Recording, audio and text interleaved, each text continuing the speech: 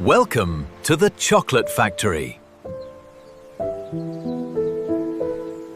Before you even step inside, you can tell this place still remembers where chocolate really comes from. Before it melts on your tongue, it survives a 2,000-mile journey. It begins here, in the narrow band of the world where cacao is willing to grow. This pod took 5 months to ripen and holds everything the chocolate will ever become.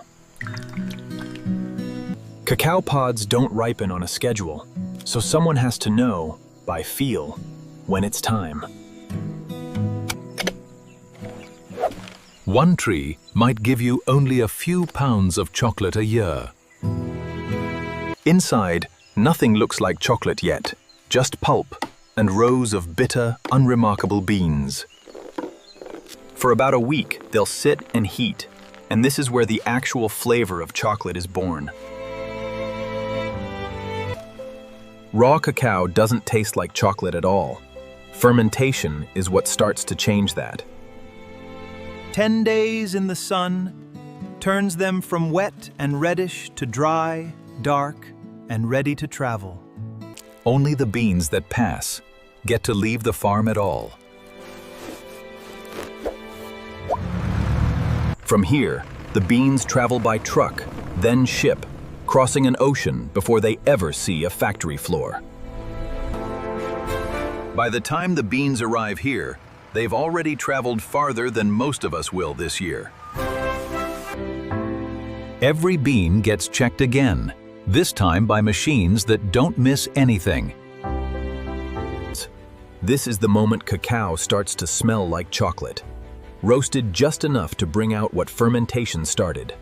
The shell was never the point. What's left now is the part that actually becomes chocolate.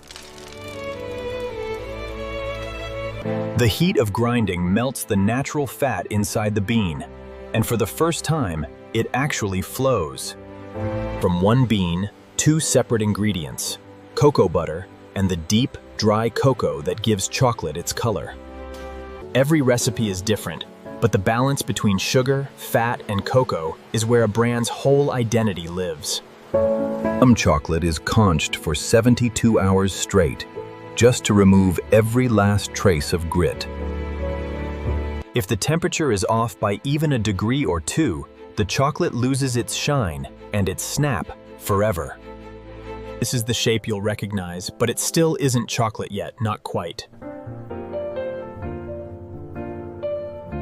20 minutes in the cold, and the chocolate becomes solid enough to hold its shape forever. That snap you hear when you break a bar, that's the whole process, right there, in one sound. If the texture isn't perfect, the whole batch gets sent back before it ever reaches you. Everything up to this point happens completely out of sight. From here, it's on its way to a shelf somewhere in the world. One truck can carry more chocolate than most towns will eat in a week. And just like that, it's in someone's hands. 5 months on the tree, 10 days in the sun, and hours inside a factory. All of it for this one moment.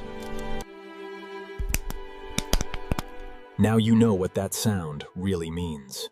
Chocolate has never really been about the first bite. It's about who you hand the other half to. His own children have never tasted the bar he helped make, but they know this taste better than anyone. Different table, different chocolate. Somehow, still the exact same moment. 5 months on a tree, for 5 minutes at a table, on either side of the world. Somehow, that's always felt like a fair trade. Subscribe to Factory Files for more of the world's strangest factories.